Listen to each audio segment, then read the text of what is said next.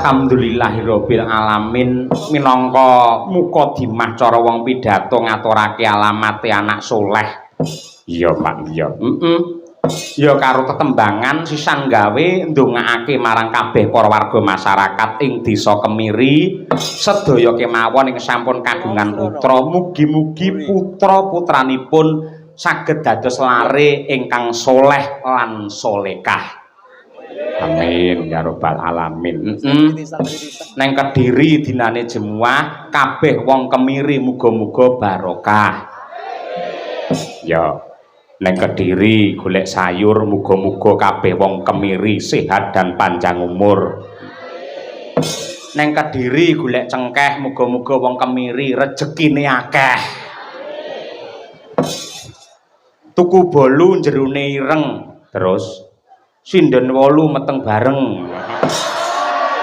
ya aja bisa sirame kok ya sembah nuwun ingkang tanpa upama ora ngira babar pisan lunduk tak kira bubar wayangan 2 taun sing kepungkur piyayi kemiri Pak Lurah barang panitia perangkat ki wis lali karo awake dhewe iya jebul isih kelingan iki lho katresnan sing diparingake warga masyarakat kemiri marang awake dhewe sak kanca madangkara iya sing patut diacungi jempol ki ing bab kerukunane gotong royong sama sinamadan daya dinayan swadaya per RT ditambahi APBDes BPD pamong ya melu urunan carike ya urunan ewadene ana kurange 20 juta sing nutup Pak Lurah lah semono kaya ngono kuwi kuwi ora piyai semangat apa enek to nduk nganti kaya ngono kuwi tur sing menang menentukan dalang iki dudu Pak Lurah dudu panitia dudu perangkat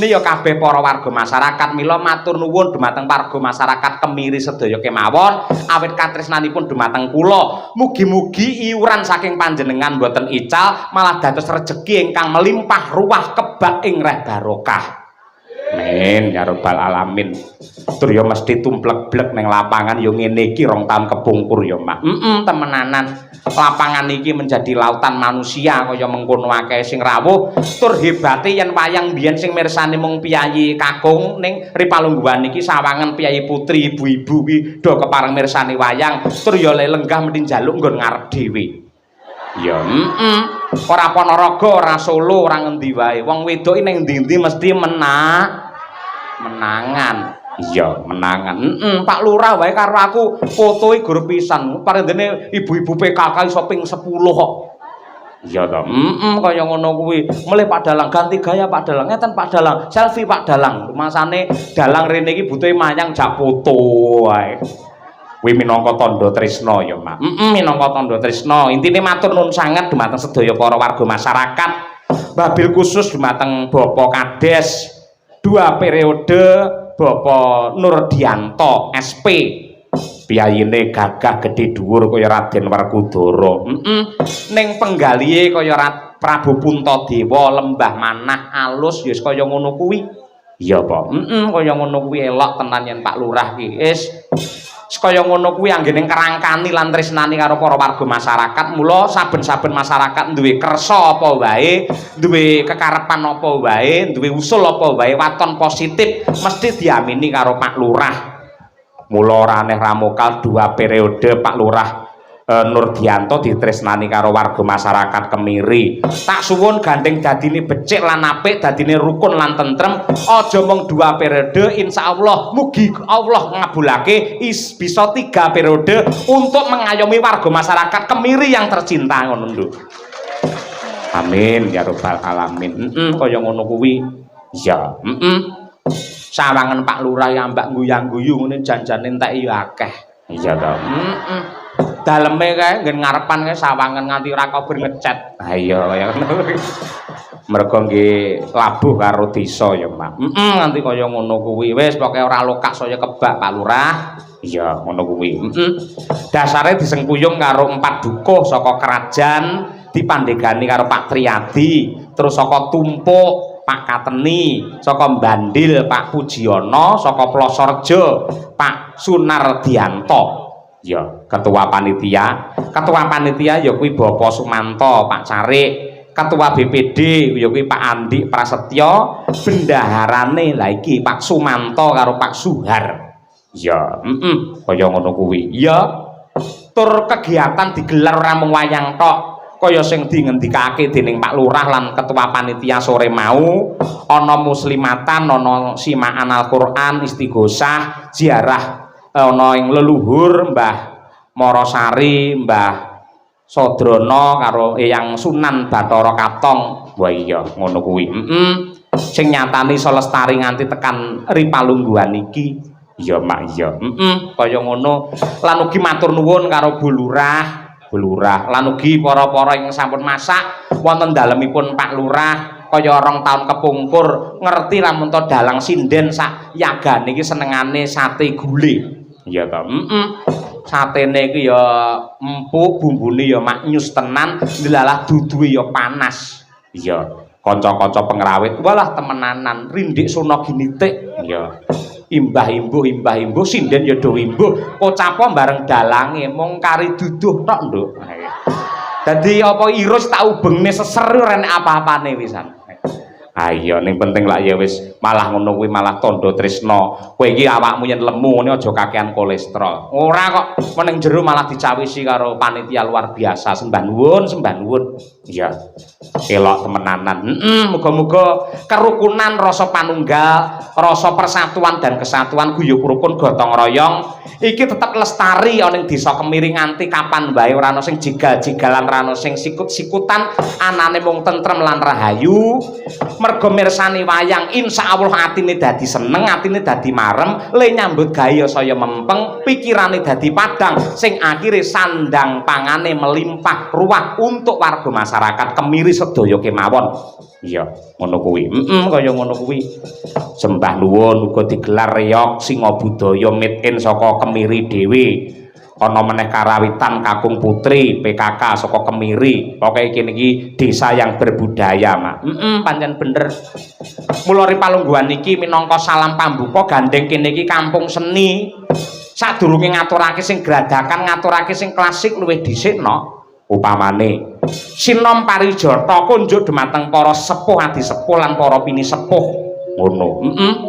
Sing kepareng nyebawa utawa nyinden nyuwun pambiyantu karo Ibu Sukesi Rahayu. Oh, Bu Kesi. Men ngaturake nggih tamba sayah dumateng para panitia sedaya. Iya, ngono wabil khusus dumateng Pak Lurah ya, Pak. Kaya ngono kuwi Bu Lurah lan sedaya kemawon. Monggo Bu Kesi Rahayu.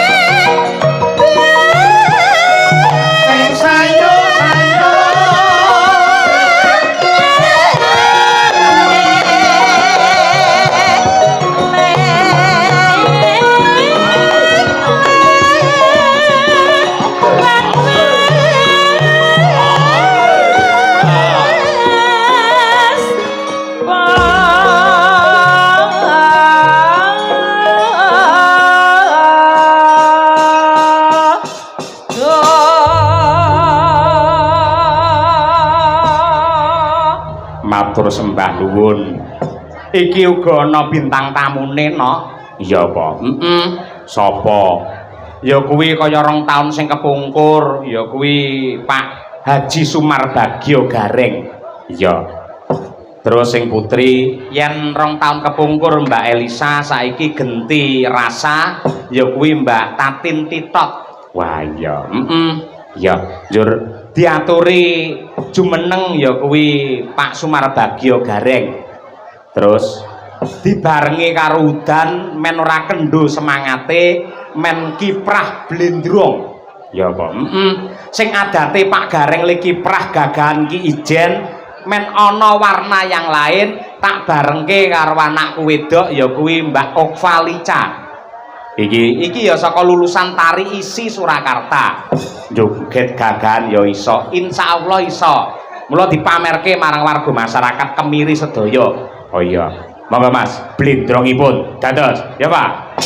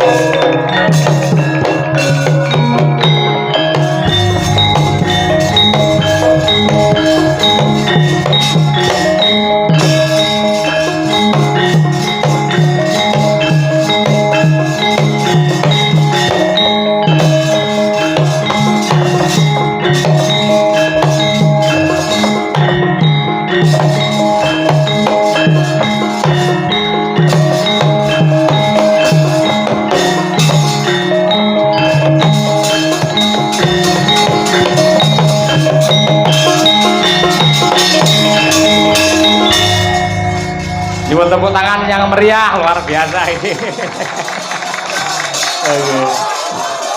Pripun sampun terang dereng ngriku? Nun? Dereng. Mpun apa dereng, Pak? Dereng, ampun dipaido. Udan niku saking banyu niku penguripan. Muga-muga niki dipun ijabahi dening Gusti dados penguripan ingkang sae kangge warga masyarakat Kemiri sedaya. Nggih. Pripun Mas Gareng? Nggih niki sik. Niki kajenge ketok kula tak munggah sik. Nggih. Nah, ngeten nggih. Cetha niki cetha. Cetha. Nggih nyuwun pangapunten. Saderengipun nggih alhamdulillah puji syukur saged sowan mriki malih Mas. Nggih. Wong ternyatane nggih pun wong sawan nggih kaping kalih nggih. Kaping kalih menika sowan mriki sareng kula. Kaping kalih ning kula nggih ngemutaken Pak Kades. Napa? Pak Kades niki lak nembe ping kalih hitungan Jawa niku kudu genep ping 3 Pak. Lah telu iki napa genep malah ganjil no niku? Lho nek yen wong Jawa ki hitungane ganepe iki ping 3. Nggih. Ora angka ganep ning hitungane ganep ping 3. Nah, saya Pak Lurah Pak Nurdianto menika sampun 2 periode insyaallah. Nggih. Insyaallah panjenenganipun menika badhe pikantuk amanah malih untuk 3 periode ngayomi warga masyarakat Kemiri mriki sedaya. Lah menawi panjenenganipun Pak Nur menika dados kepala desa lan masyarakatipun tetep guyub rukun mboten namung ping 3 ning marambah makaping-kaping anggenipun nguri-uri lan ngurip-urip budaya wayang. Ngoten nggih niki jenenge tontonan mboten bobor yen cara Semarangane. Nggih. Niki masyarakate sing rawuh mboten mung penduduk utawa masyarakat ning desa Kemari niki Kemiri. Apa? Kemiri. Kemiri iki penduduk kene asli iki desane Kemiri. Aku kok Semarang rene iki Kemari. Oh iya. Masa plesetan sampean iki ora. Iki tadi melune lak kecamatan Buburan to iki. Non? Kecamatane Buburan. Kecamatan Jenangan. Jenang karo bubur iki padha wae. Iya. Iki luar biasa sing mirsani. Nggih. Ora beda taun sing kepungkur, 2 taun kepungkur. Leres. Wah, aku ki nganti meh lali yen tau ditimbali rene. Wong duite ya wis entek kanggo mantu. Iya. Mosok mantu entek, kudune bathi lek mantu kuwi. Aku ngerti watakmu angger ketoke sepijok mantu undangan ngono. Wong mantu kok proyek. Mantu ki nawa itu ibadah. Heeh.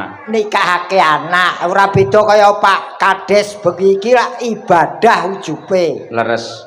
Nadyan biayane kurang ditutup oleh beliau. Nggih. Wah Pak Nurdianto ki jan betul-betul sesuai karo asmane. Kok iso? Nur kuwi memberi cahaya. Dian kuwi pepadang. Bener. To kuwi nata. Dadi beliau menjadi kades kuwi nata memberi pepadang lan cahaya desa Kemiri. Wah, iki Pak Nurdianto. Nurdianto. Nggih. Desane Kemiri. Apakah makna dari Kemiri? K-E-M-I-R-I. Kaki kabupatene melu Ponorogo. Leres, nggih. Ewadene kadese Pak Nurdianto asmane. Betul. M masyarakate guyub rukun. Iki isih nglestarekake budaya bersih desa rasulan apitan lan liya-liyane. Rame kahanane bengi iki mergo gelar wayang kulit dalange Ki Cahya Kuntadi. Terakhir iki bengi ana garenge sing saka Semarang. Wah, meksa katut jenengan kuwi. Katut e kudu digarisbawahi nganggo Semarang, Mas. Mergane? Mergo saiki gareng ning ndi kabupaten kota wis akeh. Oh iya. Nggih. Nek ya ora apa-apa wong jenenge ngedum rejeki. Leres. Kaya Pak Kades kene iki lak ibarate ngedum rejeki secara tidak langsung. Nggih, leres. Dana rasa, dana driyah. Ora lokak bakal saya kebak Mas Gareng. Pancen panjenengane Pak Kades ki orang yang sudah siap menjadi kades. Buktine apa siap menjadi kades? Sesuai dengan jabatan beliau kades. Kades itu orangnya harus memenuhi syarat 5 huruf ini. KADES. K. Karakternya harus baik. Karakter ki sifatnya kudu becik. Kuncine niku nggih. Nah, akalnya harus pintar. D. Dedikasinya harus tinggi terhadap yang dipimpin. E. Ekonominya harus mapan. Terakhir S. Spiritualnya harus tebal. Wah, kuwi wertine kades. Ki Pak Nurdianto ki kuwi. Iki memang tak lem ki tenan Pak Nurdianto bengi iki tak lem pokoke. Sebabe apa kok dilem? Tekodok wis disuguhi gule karo sate. Enak toh? Aku kolesterolku pas dhuwur ya maksa tak buntel, Mas. Go mulih. Go mulih lho Ediano suguhan. Ponorogo Semarang ki ado teko Semarang dadi apa gulene? Loh. Sing nglegake sing nyuguhi. Disuguhi ora dipangan ki gelo piyayine. Tetep tak buntel tak gawa mulih. Tekan ngomah? Tak dol. Sampeyan iki dagelan kondang laris moko adur gule lho. Sik to, apa wong dodolan iki kudu wong sing ora duwe? Wong sing duwe ya entuk dodolan. Nek ya ora patut diparingi saka panitia kemiri kok njur tekan omah didol. Lah weteno yen aku butuh duit tok. Lho nyatane karo Pak Lurah ya wis dilunasi sore mau. Lah mergo wis lunas ki aku golek tambahan. Malah ora tenan aku tenan matur nuwun tenan ditimbali rene nek wis tombo kangen Mas. Nggih, ning ora mandeg teko semene lho Mas Gareng. Babe Desane lak Kemiri wis kok terjemahke kok jabarke. Kecamatane Jenangan. Apakah kepanjangan dari Jenangan? Ki jenenge camate mbuh aku rung tepung. Mergo rung tau nimbali. Namun demikian lagi. Tetep panjenengane ya rawuh bengi iki. Nganti ora nimbali tak enteni. Dagelan kok ngincim ora. Ora ngincim piye mosok lu kadese wis nanggap kok camate ru nanggap yen aku ya isin. Loh, kose ta? Kades bersih desa ki mergo disengkuyung karo warga. Lek Pak Camat dadi kepala ning kecamatan apa ene kok bersih camat ora eneng. Yo dianake. Dianake piye? Bersih kecamatan dianake. Anggarane? Loh, kok kades? Kades piye? Engko sing urunan kades-kades. Loh, Kemiri urunan saka warga, akhirnya ditutup karo Pak Kades. Engko lek urunan kades-kades sak desa, sak kecamatan Kemiri, sak kecamatan Jenangan. Sing nutup kok sapa terusan? Lho sing sing matur warga lho Pak, sanes kula lho Pak. Pokoke sing baku ki camate ya kudu nanggap lho. Kowe iki tak promosike kok. Kowe Pak Camat nanggap tenan kowe melu apa ora? Ya melu wong ya rombongan kok ya. Lah ya kene ya butuh, wong kere kok sombong. Kowe iki rung jagongan karo Pak Camat to? Burung. Aku mau jagongan sore mau nalika panjenengane sambutan. Nggih. Panjenengane Pak Dalang insyaallah mangke duka mantu napa syukuran kula badhe wayangan nimbali Ki Cahya Kuntadi komplit klasik tanpa dagelan. Pak Camat niku. Pak Camat pinarahe teng pundi to? Pak, pitados boten pitados, wayangan tanpa gareng udan deres, Pak. Niki mergo enten kula udane mandeg. Iya. Nek mau karo Pak Camat ditambahi ya. Apa? Kula ngusulke mbok mawi dagelan gareng-gareng. Oh nggih, siap mawi gareng pacitan. Pak Camat ki ora seneng sing kawe. Senenge sing original ya Pak Camat. Gareng ya original. Oh. Tandane gareng original ki apa? Ya biarkan penonton yang menilai. Oh iya. Jangan saya yang menilai kok ndak dikira aku sombong. Jadi yen aku ngene iki yo apapun saya lakukan setulus hati, Mas. Nek dalang ngeten lho Mas Gareng. Pamane bapak kula Mbah Sukron Suwondo ya. Panjenenganipun sampun senior. Ketika ada generasi kaya anak-anake kados kula lan generasi muda, pasti akan didukung, disurung supaya lebih eksis. Padha kali jenengan, gandeng jenengan pun dadi gareng sukses sing original, kudune yen muncul gareng liya-liyane, sing liyane ditawakake men iso laris. Ya kuwi benar. Dan saya sudah lillahi ta'ala nurunke ilmu maupun figur gareng. Kowe ngerti? Iki cerita sesungguhnya terjadi pada diri saya dan ora munamuni iki terjadi di tanah suci, Mas. Piye kuwi nalika jenengan? Nuwun sewu kula crita riyin nggih. Nggih. Rikala kula teng Masjidil Haram, teng Masjid Masjidil Haram, nggih. Kula salat teng jaba masjid. Niki sak ret niki mboten enten sing nganggo sajadah, siji-siji mboten enten sing sajadah. Nggih. Delalah enten wong manca, kula mboten ngerti niki wong pundi. Gawa sajadah digelar teng ngarep kula. Dheweke trima salat ora nganggo sajadah.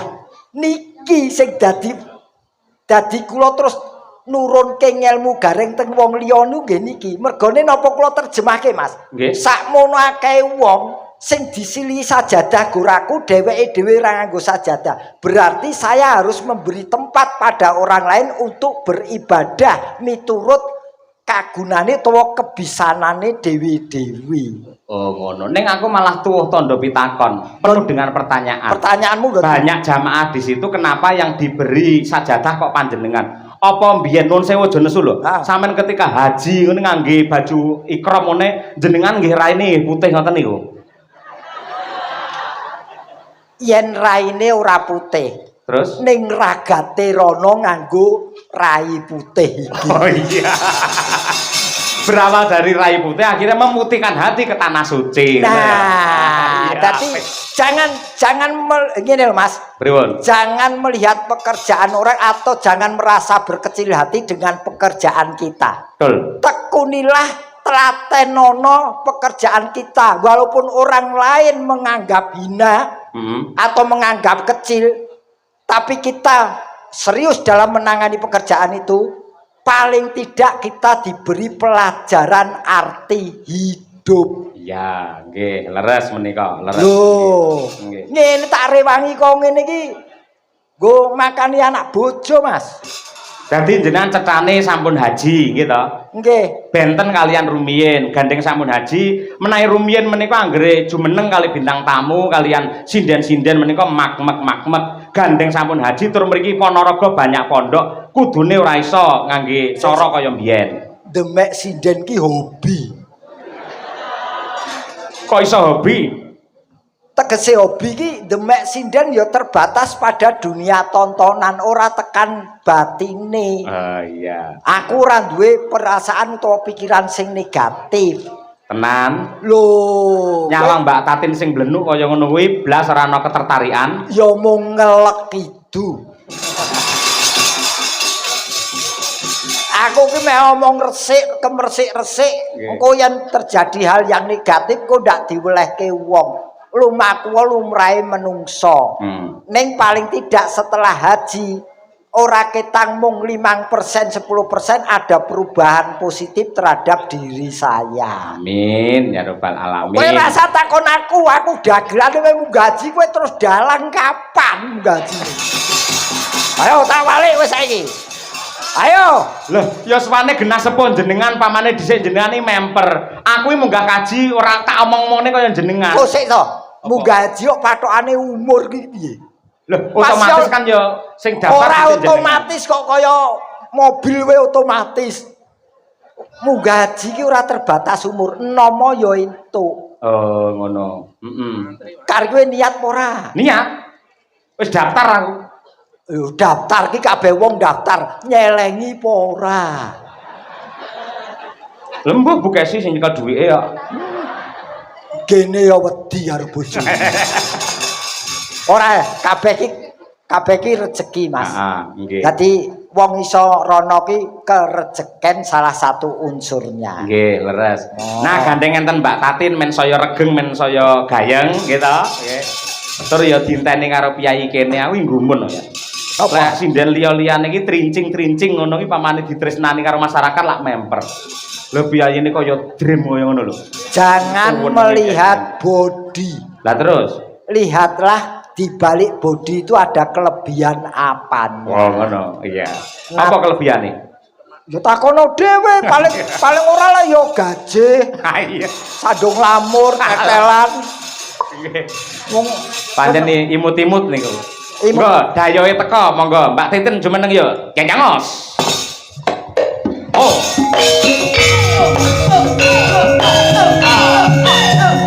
Wes.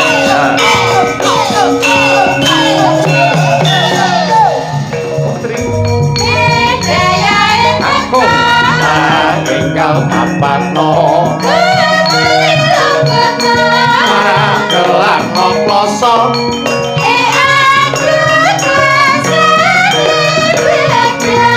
Ambalan jatah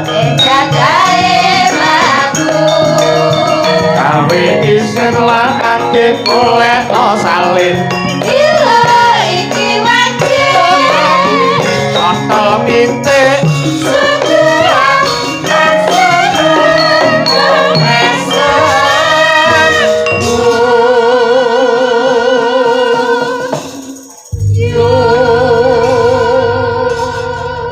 Sugeng dalu Mbak Tatin Lestari Handayani. Sugeng dalu. Nggih. Sehat nggih Mbak nggih? Sehat. demenake ya. Hah? Demenake. Oh, tenang. Temenake apa? Ora anu pasuryane ayu, pawakane ya sekedeng. Ayu, Dhuwur ora ndek ora tegese pas porsine. Pak Degare. Apa? Aku ijik lingguh nang kono lho, urung ngadeg nang kene wis dunekke kaya dream. Sing ngonekke sapa? Sopo? Ngonoan kuwi to? Mau ngandake pini piye? Sopo? Mau nih, Mbak Tatin iki kaya ngono kok diseni mangka bodine kaya dream ngono sapa mau? Sing ngomong dudu aku. Lah sapa? Iki. Bisa bedakne ra wayang karo dalang? Kowe lempar batu sembuci bokong. Tangan. Oh ya tangane ning mburi bokong. Kok esa-esane lho. Sing ngomong sapa? Iki cangike iki. Cangiki iso ngomong saka sapa? Saka dalang. Terus berarti sing ngonekke aku sapa? Dalang iso ngomong mergo ditangkap karo Pak Lurah karo warga Kemiri. Kan nyalahne warga Kemiri kowe. Nek warga mriki kan orang ngarani aku dream. Hah? Ngarani mboten Pak Bu. Ora ana warga kene ra ana. Wong kowe ra ana sing ngarani kowe dream tandon kok ya. Malah luwih parah lho. Lu nek lak larang dibanding. Larang ki piro wong aku ora ngerti keterangane malam hari ini aku piro ora ngerti kok. Lu kowe juru kuncine kae lho. Loh, iki malam hari ini saya yang mengundang adalah Pak Dalang. Oh iya. Terus piro-pirone ra tau nyang-nyangan nih. Sing ngundang kowe iki dudu Pak Dalang. Sapa? Ya Pak Kades karo masyarakat Kemiri. Kae Gur Makelar. Makelar, wah, mangko iki guntinge landhep tenan nih. Ora mung gunting kuwi peso cukur. Cilik ning Cus. Nun sewu dumateng Pak Lurah lan panitia kula suwun kalih taun ngajeng menika dagelane kalih sindene ganti mawon. Lah kok digoleki pacaran malah elek-elek aku ora. Kusik. Piye? Kowe tak nek makelar kok nesu. Lah kowe menurunkan derajatku Kok ora menurunkan. Lah kowe ora dadi penyambung lidahku karo Tatin, apa kowe arep garengi dhewe? Loh, tegese iki paling ora ya dadi jembatan utawa perantara iso makelar. Apa lewat kali kok nganggo jembatan iki?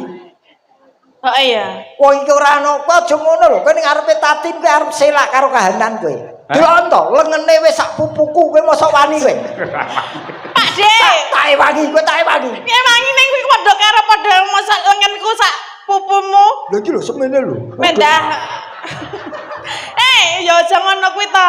Nek jenengan lengene iki lengenku sak padha pupune jenengan, terus liyane sak padha apaku? Yo, mbuh. Ngomong ah. Aku urung tau ngilani kok. Kok ngilang. Mulane jenengan lah artis. Sinden ki artis Mbak Tatin. Ya piye carane menjaga tubuh? Le mangan aja akeh-akeh.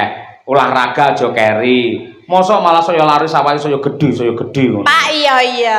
Ada. Apa-apa, sing bener Pak iya. Dalah. Ngono lho. Jenenge wong ki gedhe cilik kuwi iki relatif. Ana sing seneng sing cilik, ana seneng sing gedhe. Dadi anane sing cilik kuwi, anane sing gedhe kuwi mergo ana dibandingke karo sing cilik. Betul. Sik pertanyaannya, Betul. Reng, aku takon karo kowe jenengan sing luwih pengalaman. Sampeyan milih sing cilik apa sing gedhe? Sing gedhe. Arep ngapa kowe? Mergo bojoku ya lemu. Aku omong cilik bojoku nesu. Lah ya mulane kaya jenenge gedhe cilik kuwi rak ya senengane dhewe-dhewe to Pak De. Betul. Nek umpamane aku dadi bojone jenengan nek umpamane gedene semene rak ya malah rasah dadak anggo kasur to Pak Dalang. Iki tegese bojomu ki ngopeni awakmu. Kowe iso makmur subur. Ana lho dalang laris bojone sik tetep cilik wae. Ana ta? Kuwi lemu ya, lemu makmur ayam tentrem loh jinawi Kertoraharjo. Lah kowe ngerti bojone Mbak Tatin. Apa? Dene Mas Tulus, awake masalah kari lunglet tok. Ora yo padake saiki wis rada lemu. Loh, sampeyan iki wis cilik Mas Gareng. Mas Tulus iki saya cilik neh. Menyesuaikan. Kok iso? Lombok tumempang tahu. Tahune Iki. Taiwani, kowe Taiwani. Kan mau ketok ngewangi ning kok malah jelema. Mangga Bapak Ibu menawi pengen dahar tahu menika sampun cemawis. Lah menika lombokipun nggih sampun cemawis. Aja mbok tawake tak boronge dhewe. wah. Garenge rakus kuwi jenenge. Aku senengku karo genduk Tatin ngene iki lho. Bocahe ketoke galak ning sejatine atine becik. Heeh. Oh. Ora akeh sing tresnani. Kok iso ngingon jelombrongke meneh apa ora? Wis omong dhewe, aku ngelok salah. Kok sik ta? Lah ngono nek sapa ngerti mau ya mau dadak. Oh, aku ki omong tulus saka bojomu. Ayo Cen bojoku tulus. Lah iya. Tulus saka ati. Lah ya tulus ki bojomu to. Heeh. Tulus saka bojomu. Terus Dadi aku ora basa-basi. Lho, dadi apa anane yen kowe iki bocahe apik. No. apik apa sae? Apik sae. Sae apik sing sae. Nggih. Mbak Tatin, matur nuwun se menyapa warga masyarakat Pak Kades barang. Nggih, sepisan kula matur nuwun kalian panjenengan. Nah, yo Nggih, karena panjenengan kula saged sowan wonten kemiri menika Pak Dalang. Nggih, kaping kalih matur nuwun kalian Bapak Lurah. Menika sampun pitados kalian Pak Dalang dikengken maklaraken kula. Nggih. Lambemu padha karo gareng. Aku ora melu-melu, aku ora melu-melu omong dhewe. Aku ora ngejok-jok. Kuwi mergo sing mengaruhi kowe, Reng. Oh kok mempengaruhi wong ki omonge omong dhewe kok Lah ya ngono kuwi to lantaran Pak Dalang. lantaran apa-apa ki dalane rezeki, Mas. Ya. Kowe wis entuk pahala sing gedhe. Amin. Dadi dalane rezeki Tatin. Nggih. Nggih. Dungane piye, Mbak? Nggih, kagem masyarakat wonten kemiri sedayanipun. Kecamatan ngendi, Mbak? Jenengan. Wah, hafal pisan. Jenengan apalah? Kene iki kemiri jenangan Ponorogo. Nggih. Kemiri jenangan Ponorogo sing mirsani wayangan ora ana alangan sawiji apa. Parikan, Mbak. Ono dadi ngrangkep iki pokoke. Parian to nganggo parian to, Bren. Mangan roti cacahe 6. Heeh, betul. Layak lemu akeh, Bang. Mugi warga kemiri tansah ayem tentrem. Nggih. Ono kuwi. Ngombe kopi kurang legi. Terus Iki mau lho, lagi tak ombe iki mau lho. Pariane apa? Ora Batangane. kopiku kurang legi kok. Kira ana batangane nggih. Pokoke nderek tepang nggih Pak Bu nggih menika wujudipun Tatin Titot menawi jenengan dereng kenal nggih. Nderek tepang kalian kula menika Tatin Titot saking Sentolo Kulon Progo daerah istimewa Yogyakarta nggih. Enten iki. Apa ngapa? Aku kan ngarani istilahnya kowe triple T. Apa triple T? Triple T apa? Tatin Titot triple T. Tatin Titot. Papat malah. Oh, malah papat ya. Catur netro. Catur netro. Nggih menika mbok bilih wonten pamundutan lagu napa-napa Pak Yoyon. Siap, Mbak, menika kula waos riyin. Saking paguyuban driver ambulan desa sekecamatan Jenangan siap mengangkut gareng. Ora ding, kleru tak tambah dhewe, Reng. Sorry, Reng. Nah, saploke Entuk gareng cadangan. Lagunipun tembang kangen kering sret budal. Lah niku semboyane. Nggih. Kering sret budal. Nggih, mergo hubungane kalian kesehatan lan kasugenganipun tiyang niku. Amin amin amin amin. Assalamualaikum warahmatullahi wabarakatuh. Waalaikumsalam. Kula nyuwun gending tayub kalajengaken sambel kemangi. Kula kintunaken grup PKK Sekar Melati. Saking kula Pak Harno Krajan.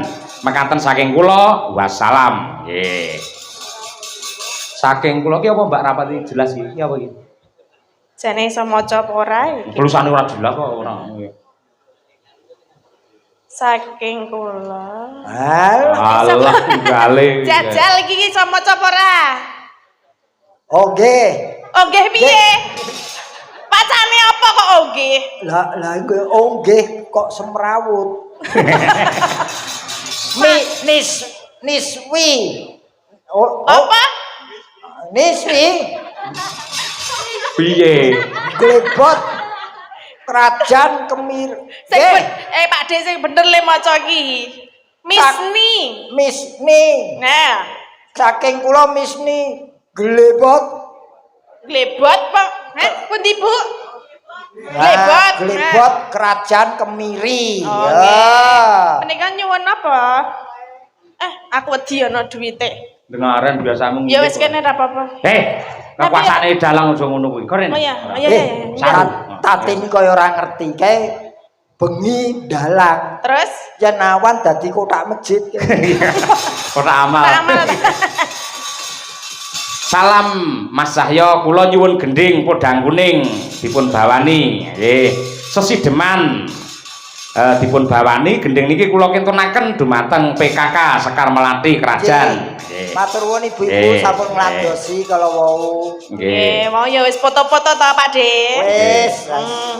Aku seneng diapit ibu-ibu sakmono akeh rumangsaku aku ganteng dhewe. Kaya ya ora ana liyane kok ya mergane. Kula Mbah Untung sing Mbah Reksa. Gogo Kalang Timur. Kula nyuwun lagunipun Rengu kula aturaken dumateng Pak Dalang matur nuwun. Nggih. Mang pilih Mbak Tatin sing pundi? Rengu bisa, sambel kemangi bisa, tembang kangen ya oke, podang kuning boleh. Nggih, napa Pak Bu? Podang kuning oh nggih.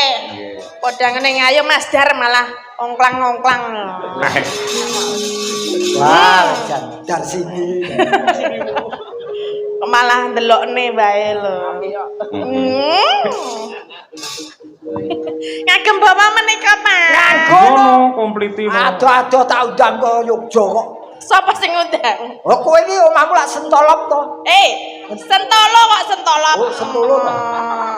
Gareng iki jampeng. Coba.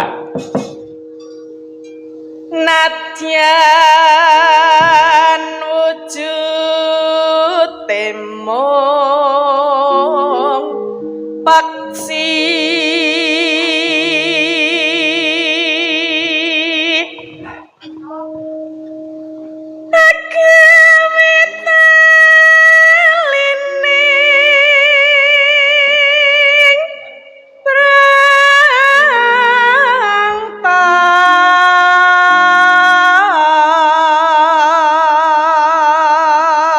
Swara iso goleke tangan. Saka apike ya, Rek. Heeh. Halo asmanis nangsa make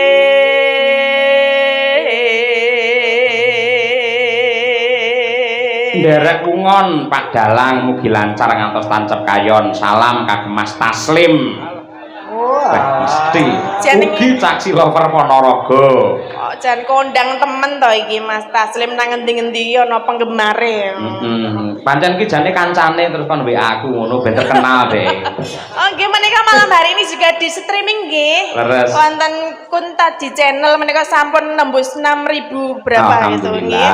Luar biasa menika nggih. Cair lho. Cair. Apa? Niki mau saking Pak Waris Sugiono. Ugi saking Wah, iki bocah iki ndengaren. Jogja Monitor siap di Kuntadi Channel Pak Dalang. Dari siapa ngerti ra? Siapa? Elisa Urcarus Alaso. Iya. Aku mbak kira ngapusi iki lho, Elisa privat iki. Oh alah. Ketoke lah aku ngejak kowe dhek cemburu. Ayo. Oh. Tenang sa, iki tuh tipeku sa, santai sa. Tipene Tipemu apa? Kayane ora. tipeku kaya Pak Digareng ngene iki lho. Ora tipemu ki L300. Apa? Isuzu. Ora ya. Tipene cilik-cilik ngene iki. Iya. Sugeng laras Mbak Elisa. Ya, salam kangen penuh cinta. Ya. Ya, kok ya Jan.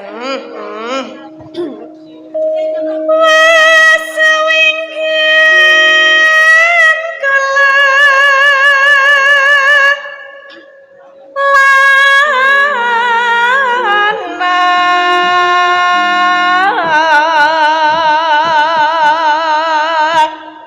Mau ya iwo apa wajine aku nyambut gawe metu sop. lah ngopo lho iki ya lumayan lho Pak De. Oh. Tolong Mbak, aku siji diwadhe tas kresek ya. Mas, aku loro ya, Mas. Iya, loro pojok kono, Mas. Goleki si podang Ya.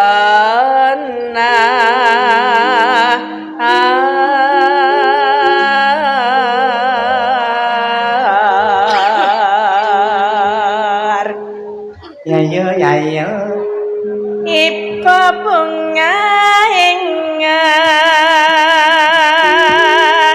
tiku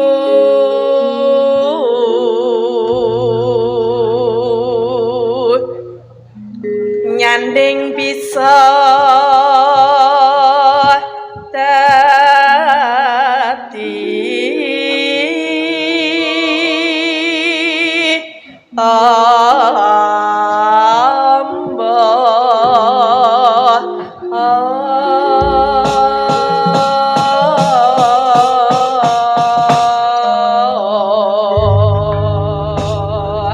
Mbak Tatin gandeng sing nembangne jenengan tur enek duwe ndak dikira aku nggo makelar atau korupsi nya tampanono. Tenanan apa ora? Tenanan aku iki kok tau kira ora. Wong kok ora adil blas. Lho, mau ketoke ora gur 100 lho. 200. Terus Sing 100 awakmu, sing 100 nggih paguyuban Madangkara. Arep ngedekne pondok pesantren ngono. oh terus aku melu nyumbang. Ya melu nyumbang kudune. Oh, Pak De, adeganeng melu nyumbang apa ora Pak De? Entuk kowe urung kok. Terus piye? Entuk sik lagi tak sumbang. Oh ngono, lah iki berarti aku disumbangke apa disai? Saiki. Saise. Heeh. Iya. Terus Dilebokke ngendi sing kira-kira iso manak. apike ngendi Apa Pak De? enek iki? Oh iso wae wong duwe dianake ya iso kok. Ya mengko ya wis kumpul disumbangke. Ya, celeh kene sih ya. Dikir kok cahya kan kaya jenate. Piye? Ngapa? Arep bangun-bangun minta disumbang. Telas niki wae Mbak nggih. Pripun? Telas niki wae. Sampun Oh, bola. oh. Wisane iki gatekke sapa to ya? Aku gue ngecek ngono lho. Salamun wong ana wae. Monggo lho, Mbak. Dar lho, Mbak. Monggo. Ora usah mikirke domaem iki jajake pengen dalange pengen iki, Pak. Ra, aku iki nglakoni lek ngene iki gur ngombe tok. Ngombe tok ora kena maem ta? Ra. Dadi dalang sing apik iki melu tirakat kaya panitia kaya Pak Lurah ngono kuwi karo ndedonga muga-muga rampung wayangan warga masyarakat Kemiri sedaya pinaringan selamat lahir batin. Ngono. Amin. Jadi ya bintang tamu barang kudune ora mangan. Nirakati sing nanggap. Aku mau wis meh ora mangan, Mas. Terus? Peksa karo Pak Kades. Dahar, Pak Gareng dahar. Kok aku darake ora rahab, ya tetep tak pangan. Oh iya, Mbak Tatin lho, jodar lho bar iki. Aku memang belum, ayo. Lah ya bar iki aja dahar. Terus tekan kapan? Yo nganti sak rampunge wayangan. Terus nek aku semaput sapa sing gendong? Aku. Ning ora kuat ding aku. Ini mengarang gendong lho ket mau. Tatin aja mangan, mengko lak dipangan. Ayo. Monggo, podang kuning Mbak Tatin titot. Yuk, dados. Iso awan ning omah wis ora krasa.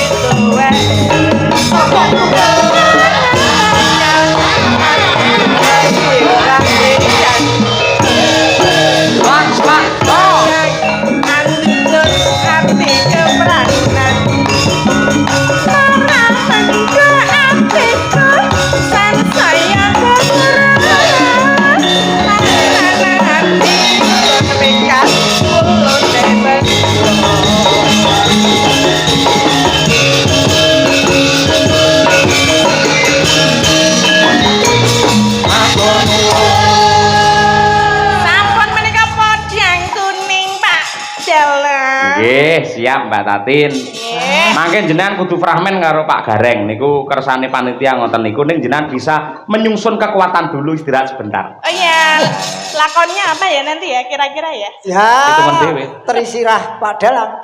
Sirah. Terserah. Terserah. Ah iya. Aku gak apa-apa tadah kok.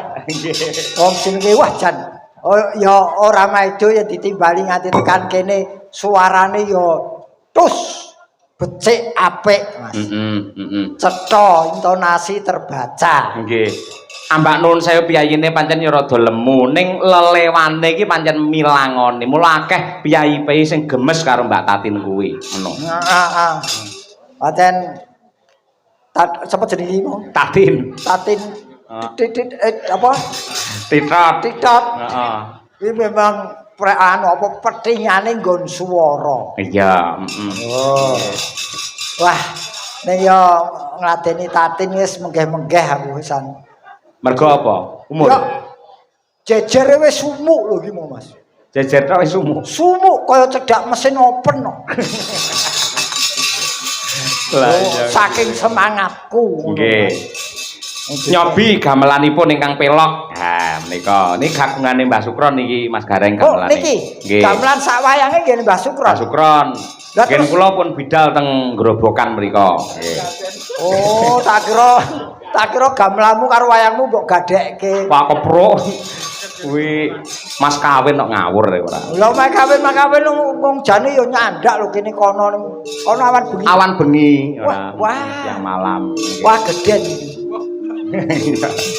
Ya wong iki bapak dhewe sing duweni ora masalah. Betul. Pak Sukron Suwondo. Nggih. Mbak Birgita, yuk berdiri. Kutak tang tak dang dang dang. Oke.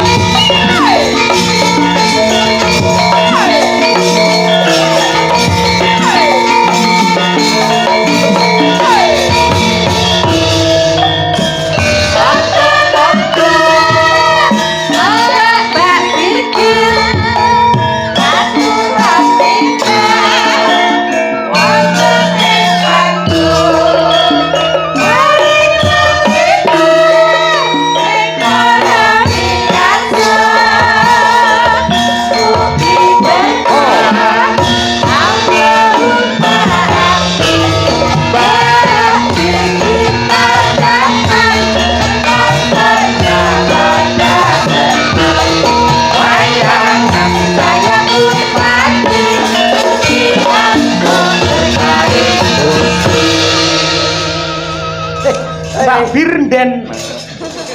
Mbak Birden. Ya, iki sak putramu ketok umurane Mas Gareng. Oh tua anakku. Iya ta? Tua anakku. Nggih. Tua anak sing ragil kowe mungkin kowe kalah tua karo anakku. Wah jan sinden saiki iki nom-nom ayu-ayu. Heeh. Disawang enak, Suarane apik. suarane apik. Heeh. Ngomong sayange gur siji. Apa? Ora gelem karo aku. Ya gak gelem aku. Lho. Saman wedakane putih kaya ngono kaya balit ngono malahan. Kowe ora ngerti kok yen kita ilangi wedakanku malah saya elek. Ora jenengmu sapa to, Nduk? Nggih kula Birgita Ayu. Bir kita. Heeh. Ora kowe iki candi. Kula Kediri Jawa Timur, Pak De. Bir kita iki apa kowe anake Walanda? Ora. Lah kok jenenge Bir kita? Ya kae Pakku mergo kemendemen mangane dadi aku, Pak De. Oh, dadi bapakmu mau beber kemendemen Heeh. terus anak-anak kowe. Ya ketoke ya ngono, Pak De. Oh, ya mula Iya, tanggoku ngono. bener tanggoku kae jenenge Chong Yang Jin. Apa kuwi? wi? Bapake mendem Chong Yang metu anak siji. Yo. Oh, nek ora apa-apa. Masih apa-apa kuwi jeneng kuwi wasiat saka wong tuwa. Heeh. Mesti Lah Mbak Birgita iki cara buah apa Mas Gareng? iki sing diarani buah anggur ya iki. Ah iya. Urung dipangan disawang wis seger. Oh, iya. Rasane iki seger. Lah Mbak Winong iki cara buah apa? Iki Ah. klengkeng. Kok iso klengkeng? Ketoke lak ketoke kokoh ning sejatine manis ning ati-ati. Ah. Kowe yen mangan klengkeng ora waspada ngletak kentose iki bahaya. Lelek keseleken. Lho, Keselek kelengkeng. kok kelek to iki? Lengkeng kok kelek. Kelengkeng. Kelengkeng yo ora mangane siji-siji. Ngono. Nah, iki kelengkeng. Lek Mbak Dian Munasirah cara buah apa? Iki. Nggih. Iki jeruk. Kok Jeruk. Jeruk iki lagi disawangi wis nyenengake. Heeh. Nadyan ora mencolong ning disawang tok iki nyenengake. Oh, Menyenengke. Lah jeruk kan akeh enek sing legi enek sing kecut. Iki jeruk apa? Aku ora ngerti wong aku ora tau dilat. Oh. Bener. Kok takone wong iki. Ora tau dilat, biasane dilati desel kuwi. Ya ora to. Terus kuwi Mbak Opha cara buah apa? Iki Ah, pir. pir. Pir. Pir to? Pir. Pir iki tuku wong iki dikeki yo pir. Oh iya. Pir, buah pir. Ah, bojoku, awas nganti elek. Jambu weton Demak. Wah. Berarti Nyenyeger. jambu air. Jambu air weton Demak nyenyeger ati. Oh iya. Mbak Tuti kayak sebelah ibu ke sih. Lah iki. Tapi kudu Mbak Tuti apa Pak De? Apa? Melon. Melon. Melon. Nadyan wujude njaba ki keret-keret. Oh. Ning yang dibelah ngono ki dipangan seger rasane. Oh, melon. Melon. Iya. Mbak Lia, Mbak Lia. Mbak Lia. Lihat sing di Sebelah Mbak Tatin. Mbak Tatin. pace. Kok sia-sia. Kok mbok sia-sia Kok sia-sia piye to? Pace apa manfaate? Pace ki iso digo jamu. Oh. Jamu apa? Jamu penurun darah tinggi ya. Karo gak tau ngombe. Gak tau ngombe kok. Ora tau ngombe to? Gak tau. Kok yo diombe bareng ya? Pace itu ana manfaate, Mas. Iya. Betul. Dan kepiye-piye sindenmu kabeh bermanfaat. Loh, lah Mbak Tatin urung cara buah apa Mbak Tatin? Mbak ora wani. Lah kok gak wani? Gak adil engko. Kok tak nek buah mekrok ya. Wis mending ora wae aku. Ah iya. Nek tenanian Birgita ki isih sekolah wis lulus Dok saya. Sampun lulus Pak De. Sarjana seni niku, Pak. Niki luar biasa pesinden ingkang pun beto Mas Cahya. Tadi menika S1 semuanya. Nggih. Loh, harus nih Pak De. Seorang wanita itu harus S1 berpendidikan. niki tutik dok niki. Niki Mergo yang siji pilek. Ya kabeh S1, kabeh Nggih. S1. Loh, niki Mbak Dian malah magister seni. Magister Nah, S2. S2. Jadi ojo sok nyepelekke dan jangan memandang rendah seniwati karena Betul. sekarang sudah sarjana. Nggih. Nah, nggih. Iki Mbak Birgita pamundute ya kuwi tembang kangen. Nah, nggih. Monggo langsung kemawon diaturake tembang kangen kunjuk dumateng sedaya kaya para pamirsa, para lenggah ugi ingkang monitor wonten ing streaming YouTube. Wah, ya matur nuwun.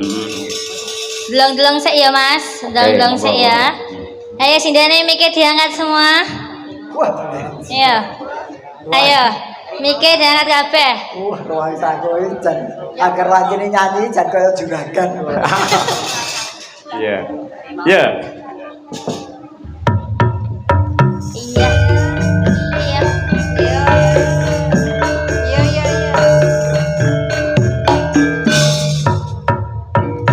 Tak pernah ucap hello pergi kau melambai. Harimau, harimau, harimau, harimau ya. Tak pernah ucap hancur hatinya bersepai. Harimau, harimau, harimau, harimau melayang. Ya.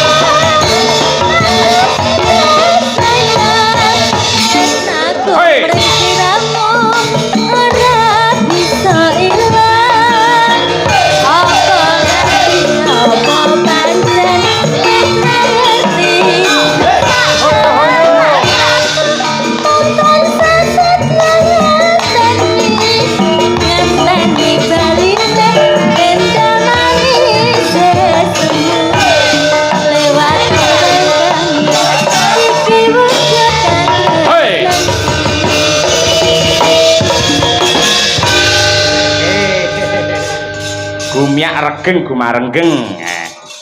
Cocok karo suasanane Mas Gareng dasare ya piyayi kemiri kene ya piyayine sayuk rukun cancut gumregut anggene bebarengan karo Pak Kepala Desa mbangun desane. Nggih, leres tur niki nggih swasanane lak Jawa, bar Jawa nu adem dikeki sing bangsa anget-angetan. Ah nggih, dawuh leres. Ngeten iki wah jan bir temulawak iki mau jan. Bir kita. Bir kita iki jan wis ora guang samubarange. Nggih. Pawakan becik, rupa ayu, swara ya kepenak dirungokke. Nggih. Aduh. Nggih. Menika wonten awala. Assalamualaikum. Waalaikumsalam. Sugeng dalu, Pak Dalang, Cahyo Kuntadi. Nderek monitor Kuntadi Channel ngantos tancep kayon. Salam kagem sedaya kru Madangkara mugi tansah sehat bagas waras. Amin. Request tambal ban dari ayahnya pemimpin Sinden Madangkara Pak Marsono. Para tuane DP. Nggih. Kita Marsono iki sing ndi to? Hah? Para tuane Marsono. Pak Mbak Dian Munasiro, Mbak Arka. Oh. Aki. Jaluke tambal ban. Nggih. Wah, Nggih. Ya pinangkani men jumeneng neh Mbak Tatin ya Mbak Tatin. Ayo. Iki selane iki sik. Iki oh, ya iki ora tambal ban iki. Pres ban. Pres ban pres to.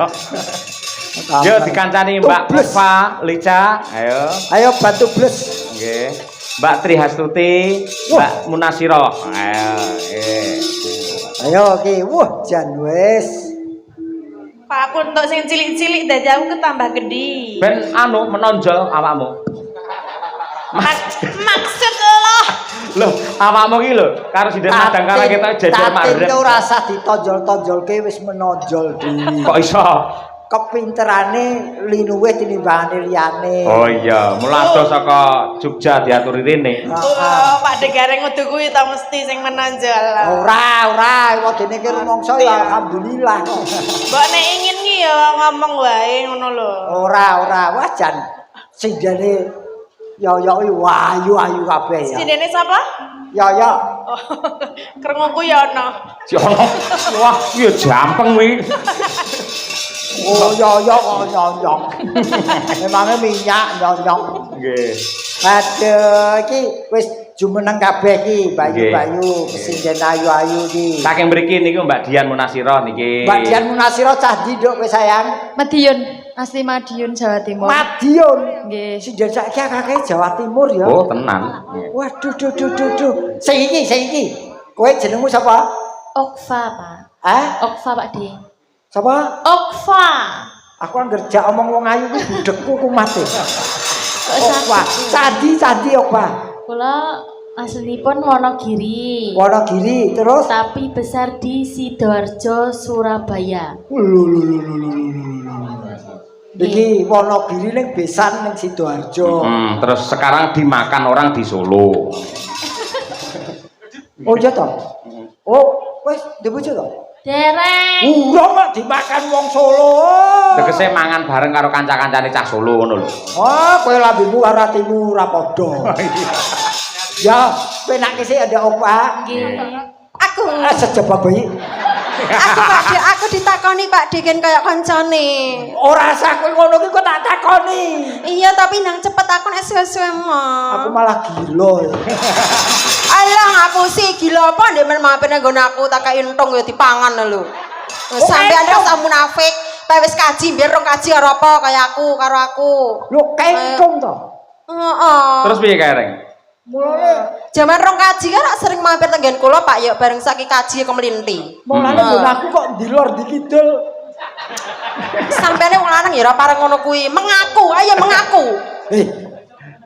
Wirang ki aja dibuka ning tempat umum. Loh, ora apa-apa biar mereka tahu bahwa Pak Degareng seperti apa. Harus begitu. Loh, aku lak napati lasmone yoyok sik lagi aku.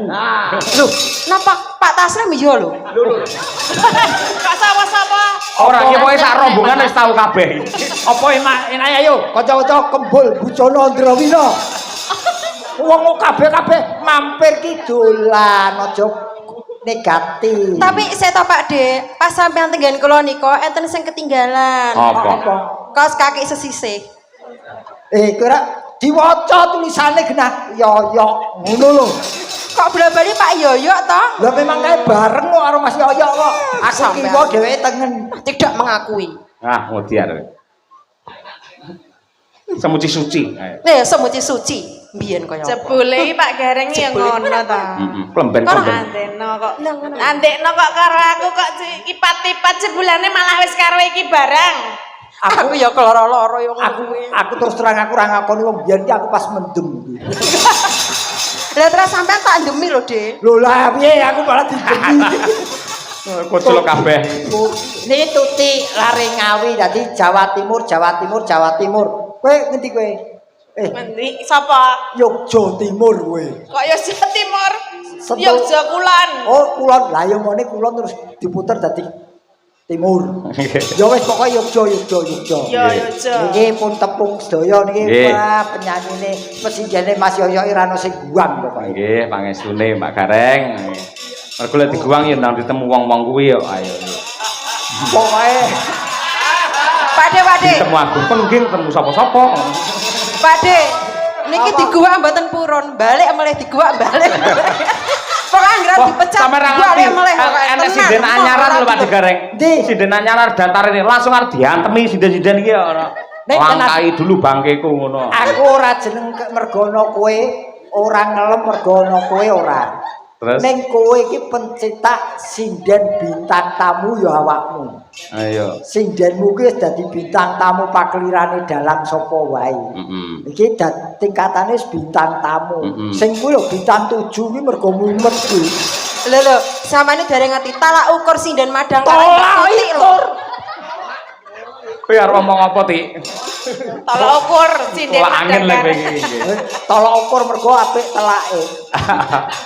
Yo, pamundhute diaturake tambal ban saking Pak Marsono. Nadyanto menika jadul ning lagi ngetren lagi. Nggih. Ugi kula aturaken dumateng warga masyarakat wates njenengan ingkang insyaallah kula sak kanca Madangkara sowan benjang tanggal 17 Mei wonten wates. Aku kosong lho kuwi. Heeh, ayo. Aku kosong. Kosong istirahat, awake nggih leren wis sepuh. Tawa kok malah kon istirahat. Tambal ban oke, yuk kekeos.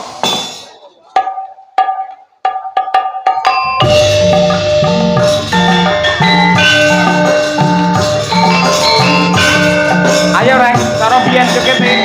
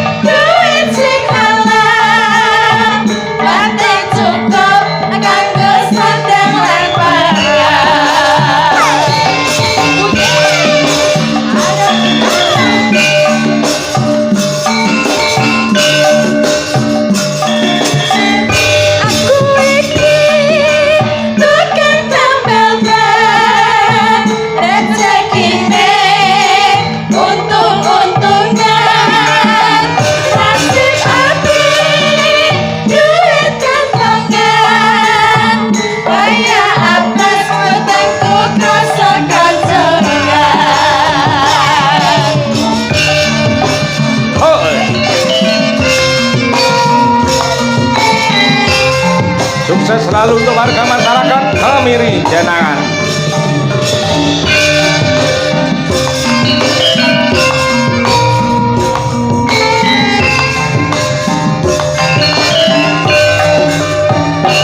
Majeger,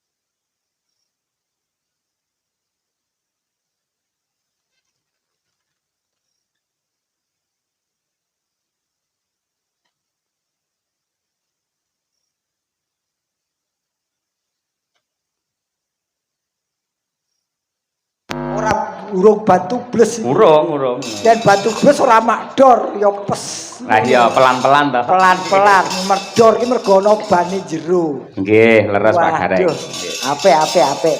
Nggih, gandeng menika sampun setunggal.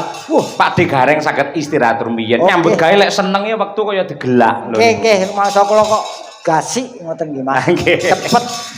Mangke pinanggih melih kalian Mbak Tatin wonten ing goro-goro pokoke luwih. Menenggo dawuh Mas. Nggih. Mula Kang mangkono ayo Mak. Yo tak dhirekake. Muga-muga kanthi lakon sumilaing pedhot ngamarta bener-bener dadi srana donga sing apik untuk warga masyarakat sedaya kemawon ing kemiri. Ya ngono.